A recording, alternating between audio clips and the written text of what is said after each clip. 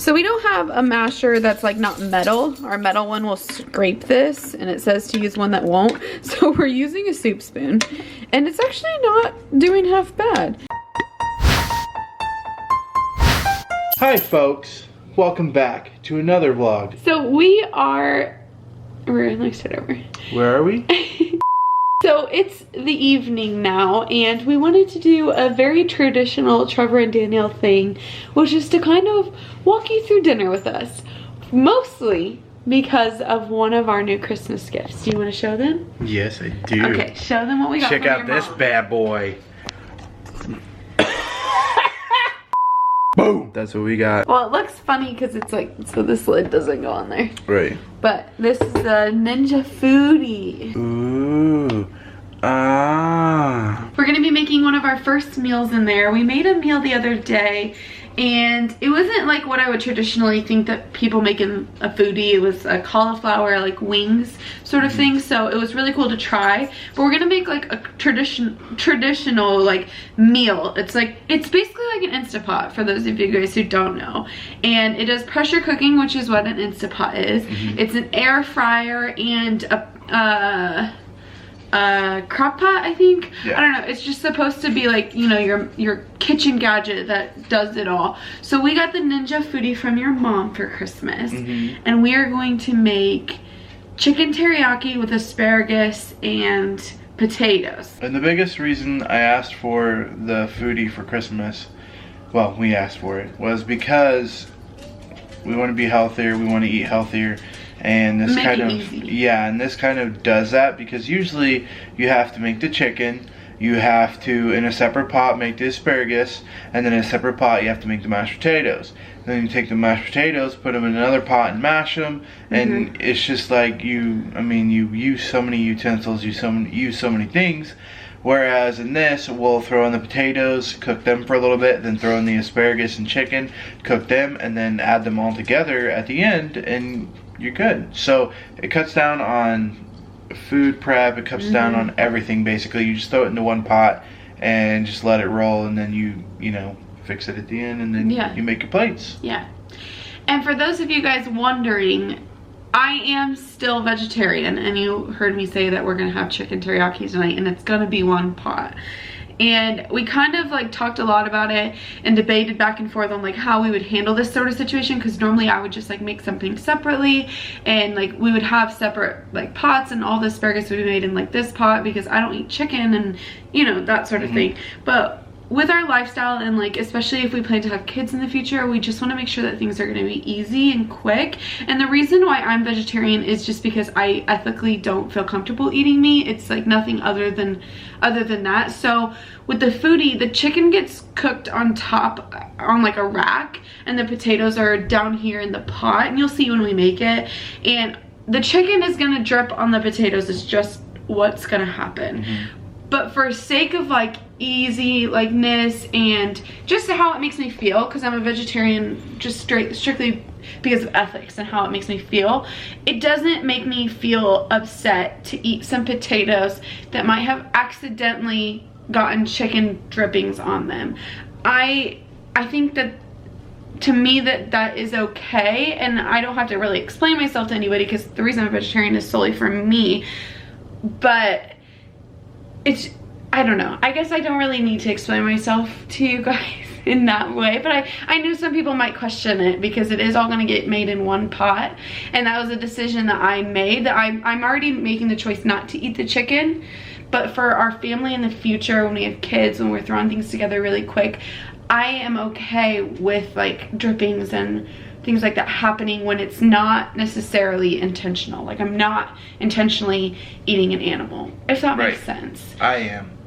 Yeah, so, you're making that choice, and I'm making the choice not to. And another thing to think about is if you go to the restaurant and you order whatever, mashed potatoes or something like that, most of the time it's being grilled on a grill that's had meat on it before, so it's kind of the same thing, except for you know more about it. Because in most restaurants, even Burger King doing the Impossible Burger, they got in a lot of trouble because they were cooking the Impossible Burger on the same place that they were cooking their other burgers. So, I mean... You just have to pick your battles. And to some people, this might be a big battle that they do choose to, like, not participate in. Like, they wouldn't eat the potatoes if the chicken dripped on it.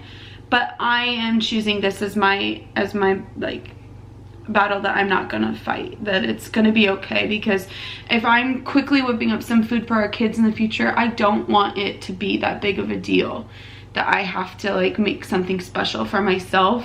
I don't want it to be like I have to have a whole nother pot of potatoes that I have to cook up just for me. That's not practical in my life. And so I'm already taking the steps to not eat the meat. I will be okay eating the potatoes that maybe got dripped on. Okay. That's just what we wanted to say. Yeah. Okay, so this is supposed to be a happy-go-lucky video. We're making stuff with our new foodie, so let's get to cooking. What are you doing? Hey, come back. What are you doing, you lazy bum? And then there's the other lazy bum. They're all tired. So the Ninja Foodie came with this little cookbook that has some really nice recipes already in here. We're choosing to do this like choose your own adventure, where you pick a grain, a protein, and a vegetable, and then some finishing touches. So our grain today is potatoes. So the first thing it says to do is place it with liquid in a pot. So we're gonna do a pound of a pound of potatoes cubed and a half cup of water. So let's do that. You want to read on in the instructions and see what's after the potatoes?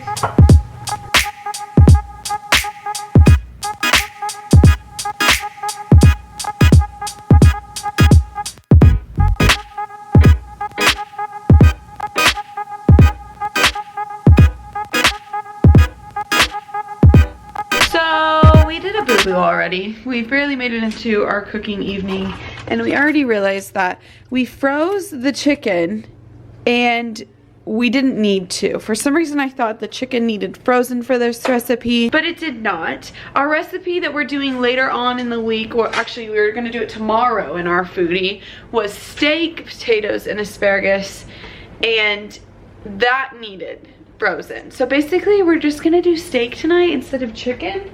And we're gonna get the chicken out and put it in a different container and throw it in the fridge. So tomorrow when we have chicken, it's thawed out. So not a huge issue because we do have our frozen steak. It's just changing our meal a little bit tonight. So I wanted to fill you guys in. So we've got the potatoes and the water. We're gonna add steak to the rack. And then are you gonna season them at all? Yep. I recommend salt and pepper, which is weird because they're frozen, so it's like weird to season a frozen meat, but go ahead and do your thing.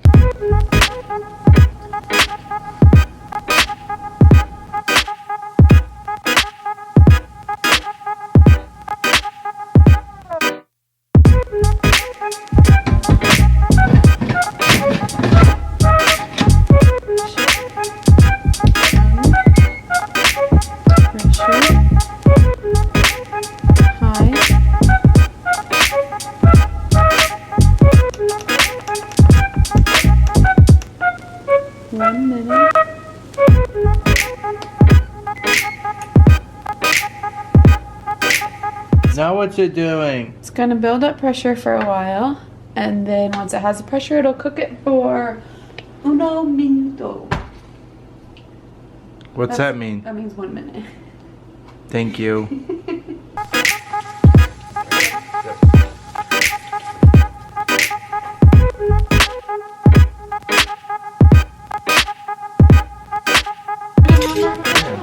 But it's not, isn't there a control?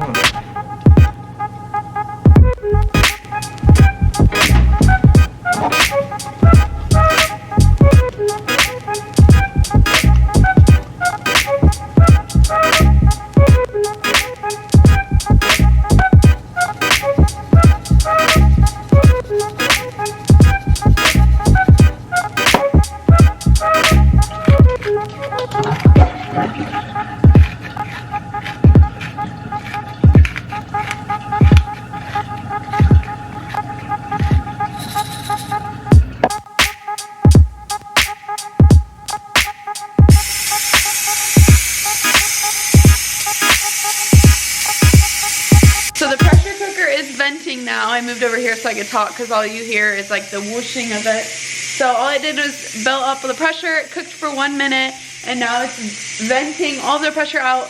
When that's done, then we're going to do whatever it says to do next. I think we have to mash the potatoes, so we're gonna do that. What do you think? It's awesome!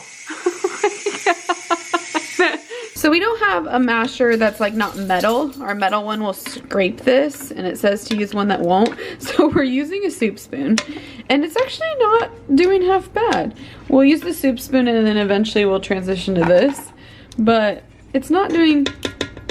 Until we can order a real... Yeah, we're gonna order one off of Amazon. We also left the skins on, which the recipe didn't call for, but I just thought, one, it's easy to leave the skins on, and two, you can leave the skins on for mashed potatoes, so... It's supposed to be healthier for you, I think. Yeah, so might as well, right? Potatoes are mashed. Now we put the rack of steaks back in there, put the asparagus around the steaks, and cook it again for like 8 minutes. So we're almost done.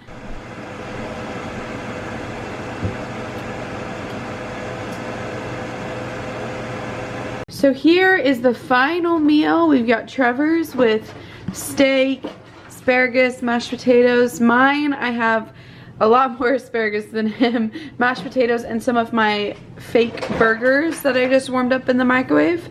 And now we're gonna give it a good taste test. Are you excited to try it? Yeah. I will try the mashed potatoes first. What are you gonna try first? I'm gonna try this first. What's this? Asparagus? Asparagus. Mashed potatoes are good. I don't need any more butter with my mashed potatoes. Mmm. How's the asparagus? Normally I don't like green things, but the asparagus is pretty good. Yeah. I don't need any extra butter on it or any cheese on it.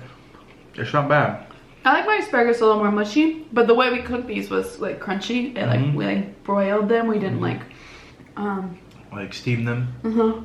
But they're good still. I like it. Okay. Okay, try your steak. Now the real test. See, these are thick steaks. I feel like next time it calls for a New York ribeye. Real strip. But I feel like next time I'll use kind of a different type of steak, maybe one that's a little thinner and I'll cook faster. But here goes. Ready? How's it?